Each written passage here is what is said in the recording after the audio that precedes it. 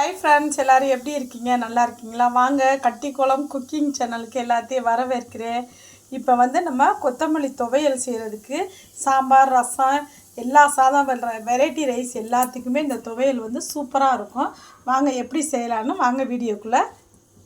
இப்போ 2 குழிக்கரண்டி எண்ணெய் ஊற்றிருக்கேன். இப்போ கடுகு உளுந்தம்பருப்பு போட்டுக்குருவோம். கடலைப்பருப்பு 2 டேபிள் ஸ்பூன் போடுவோம். உளுந்தம்பருப்பு 2 டேபிள் ஸ்பூனு. மல்லி 2 டேபிள் ஸ்பூன் பாருங்கள், எல்லாத்தையும் போட்டுக்குருவோம்.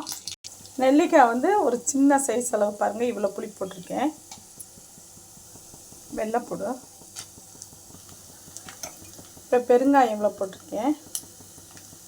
இப்போ அரைமுடி தேங்காய் நல்லா சீவி வச்சுருக்கேன் பாருங்கள். அரைமுடி தேங்காயும் போட்டேன். எல்லாத்தையும் நல்லா மிக்ஸ் பண்ணிடுவோம். வரமிளகாயும் போட்டுக்குருவோம்.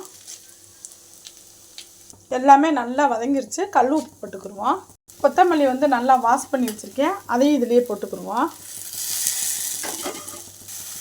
நல்லா எல்லாத்தையும் நல்லா மிக்ஸ் பண்ணிக்குருவோம்.